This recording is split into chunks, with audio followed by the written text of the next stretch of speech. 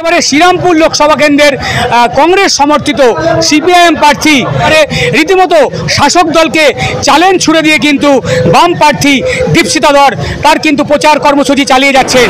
কিন্তু যদি তারা অশান্তি করেন, আমাদের কমরেড, আমাদের কর্মী, আমাদের এজেন্টদের গায়ে যদি হাত পড়ে, পাল্টা প্রতিরোধ হবে।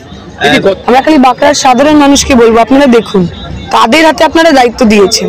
যে দলের লোকেরা নিজেরাই একসাথে থাকতে পারে না, নিজের দলের কেউ এমপির বিরুদ্ধে কথা বলে, কেউ এমএলএ কে নামিয়ে দেয়, কোথাও এমএলএ এর বিরুদ্ধে পোস্টার পড়ে, যদি নিজেদের মধ্যেই একতা নেই তারা আপনার ভালো কি করবে? তাই এই গোষ্ঠীদ্বন্দ্বের জর্জরিত তৃণমূলকে বিদায় দিই। এত কল্যাণ ওনারা করেছেন, সাধারণ মানুষের উপরই ভরসা রাখতে পারছেন না। এত কল্যাণ, এত উন্নয়ন করলে তো আমাদের পোস্টার ব্যানার খুলতে হয় না। ওনারা যেখানে যেখানে পোস্টার ব্যানার খুলেছেন সেখানে সেখানে আমরা আবার লাগিয়েছি। এটা পঞ্চায়েত নির্বাচনের মতো নয়, পোস্টার খুলে দেবে, ব্যানার খুলে দেবে, ফ্ল্যাগ খুলে দেবে, আমরা চুপচাপ বসে থাকবো। এবার যদি আমাদের একটা ওরা ফ্ল্যাগ ছেড়ে, একটা ব্যানার ছেড়ে, তার বদলে দুটো ব্যানার, দুটো ফ্ল্যাগ আমরা মারবো। নির্বাচনের দিনও সেই একই কাজ হবে, তারা যেন তৈরি থাকে। না, মানুষ ভোট দেবেন, মানুষ ভোট দেবেন, তার দায়িত্ব আমরা নেব। মানুষ ভোট দেবে, তার দায়িত্ব প্রশাসনকে নিতে আমরা বাধ্য করব। মানুষ ভোট দেবেন এবং আমরা জিতব। লোকসভা ভোটের মুখে ডমজুরের বাঁকড়াতে বিধায়ক কল্যাণ ঘোষকে কেন্দ্র করে পোস্টার, পাল্টা পোস্টার একেবারে সরগরম। আবার বাঁকড়া বিগত 2রা মে বাঁকড়া 3 নম্বর গ্রাম পঞ্চায়েতে গুলি চালানোর ঘটনার পর সেইভাবে কিন্তু বাঁকড়া অঞ্চলে শাসক দলের কোনো কর্মসূচি দেখা যায়নি। আর তারই মাঝে কিন্তু আজ দেখতে পাচ্ছি একেবারে শ্রীরামপুর লোকসভা কেন্দ্রের কংগ্রেস সমর্থিত সিপিআইএম প্রার্থী রীতিমতো শাসক দলকে চ্যালেঞ্জ ছুড়ে দিয়ে কিন্তু বাম প্রার্থী দীপশিতা ধর তার কিন্তু প্রচার কর্মসূচি চালিয়ে যাচ্ছেন। বাম অঞ্চলের মানুষের আশীর্বাদ দীপশিতা ধরের খুব প্রয়োজন। আপনারা জানেন গোটা শ্রীরামপুর অঞ্চলের মানুষ বলছে যে এবারে শ্রীরামপুর অঞ্চল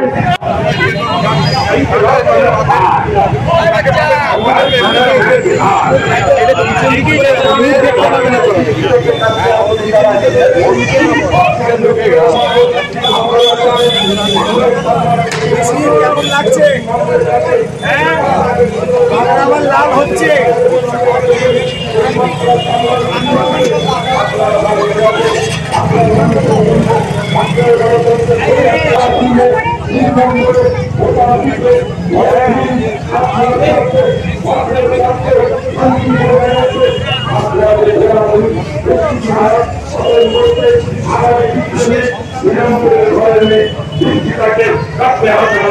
আপনাদের আশীর্বাদ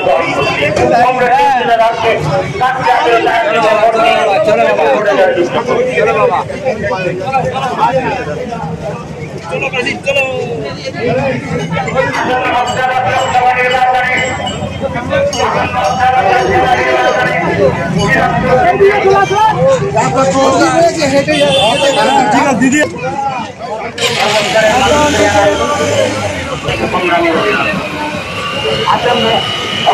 লোকসভা নির্বাচনে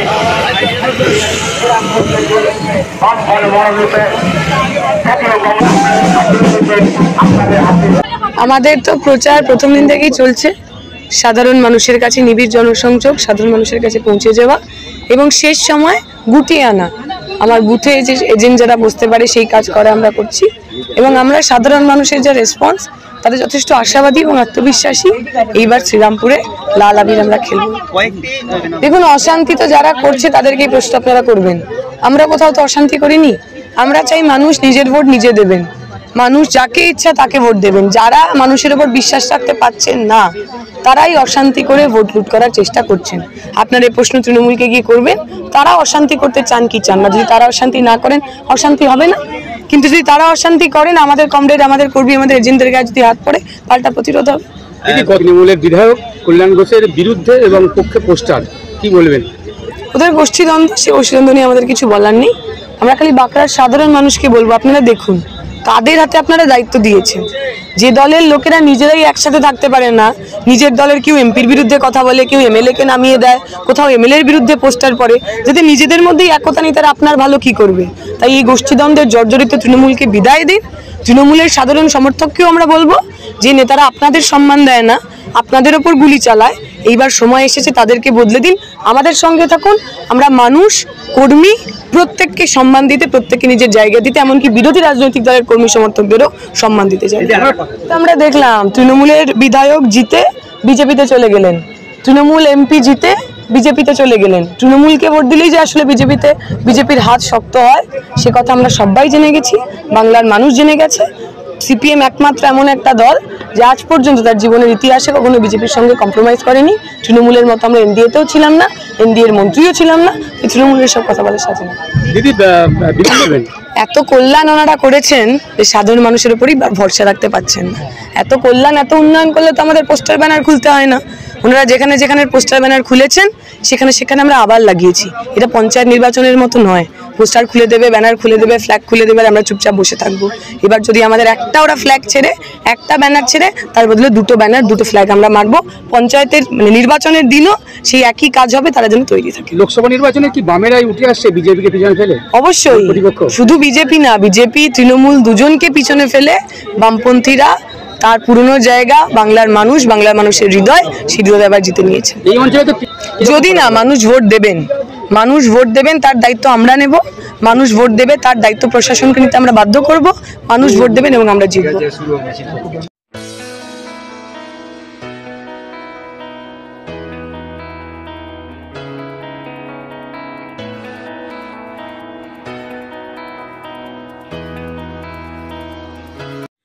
আল তামার রেস্টুরেন্ট এবার নিবড়াই সম্পূর্ণ শীততাপ নিয়ন্ত্রিত অত্যাধুনিক সুসজ্জিত রেস্টুরেন্ট।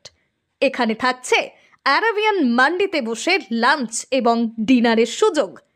বিভিন্ন ধরনের খাবারের পসরা নিয়ে হাজির আল তামার রেস্টুরেন্ট। যে কোনো অনুষ্ঠানের জন্য বুক করতে পারেন, থাকছে কনফারেন্সের সুবিধা। আমাদের ঠিকানা নিবড়া হারুন মার্কেট, ডোমজুর। যোগাযোগ করুন 9123608838। আরাবিয়ান মান্ডির স্বাদ গ্রহণ করতে হলে আপনাকে আসতেই হবে আমাদের রেস্টুরেন্টে। তাহলে আর দেরি কেন? আজই আসুন আল তামার রেস্টুরেন্টে।